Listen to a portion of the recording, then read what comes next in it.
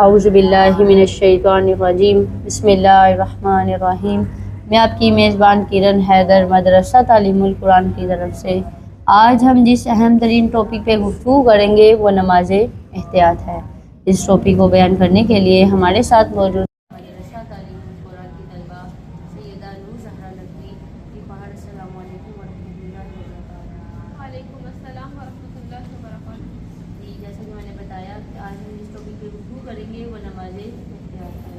اس topic کے متعلق میرا آپ سے سب سے پہلا سوال یہ ہے کہ آپ بتائیے گا کہ نماز احتیاط کسے کہتے ہیں؟ بسم اللہ الرحمن الرحیم۔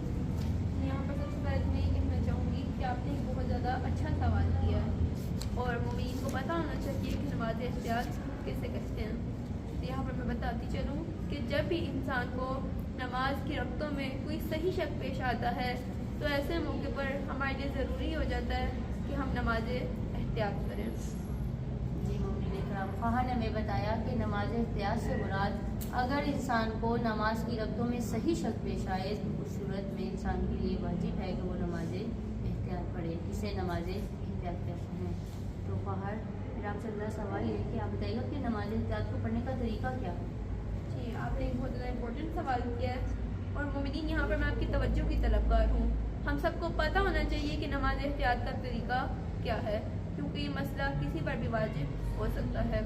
اور یہاں پر میں کہنا چاہوں گی کہ جس شخص پر نماز احتیاط واجب ہے اس کے لیے ضروری یہ ہے کہ وہ نماز ختم کرتے ساتھ ہی نماز احتیاط کی نیت کرے، لیکن نیت کو زبان پر نہیں لانا۔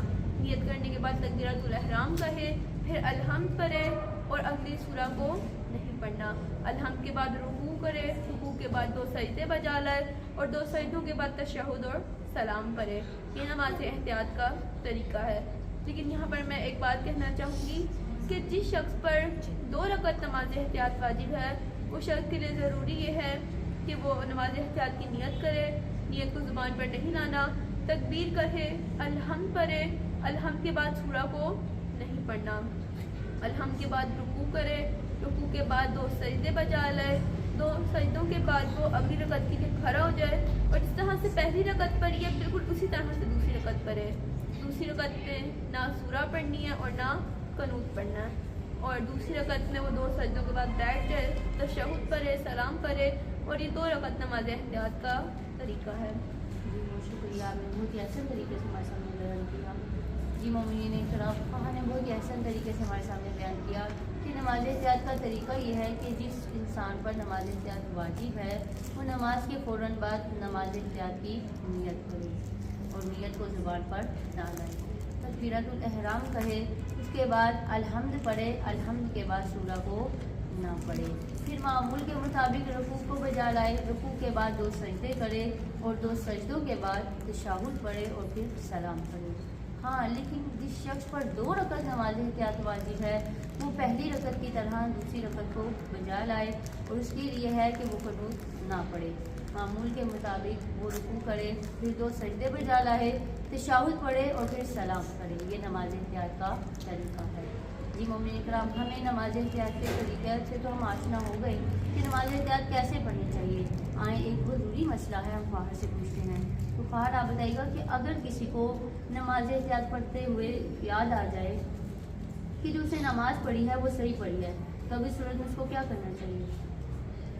جی مومنین کرام، یہاں پر میں بتانا چاہوں گی کہ اگر کسی کو نماز احتیاط پڑھنے سے پہلے یاد آ جائے کہ میں نے جو نماز پڑھی تھی وہ صحیح پڑھی تھی تو ایسے موقع پر اس کے نماز احتیاط کو پڑھنا ضروری نہیں ہے، کیونکہ نماز احتیاط واجب ہی شک کی بنا پر ہوتی ہے۔ اگر شک ہی ختم ہو گیا اور انسان کو یقین ہے کہ میں نے نماز صحیح پڑھی ہے تو وہ نماز احتیاط نہ پڑھے۔ لیکن یہاں پر میں ایک اور بات کہنا چاہوں گی کہ اگر کسی کو نماز احتیاط پڑھتے ہوئے یاد آئے کہ میں نے نماز صحیح پڑھی تھی، اسے یقین ہو جائے کہ میں نے نماز صحیح پڑھی تھی، تو اب ایسے شخص کے لیے ضروری نہیں ہے کہ وہ نماز احتیاط کو مکمل کرے۔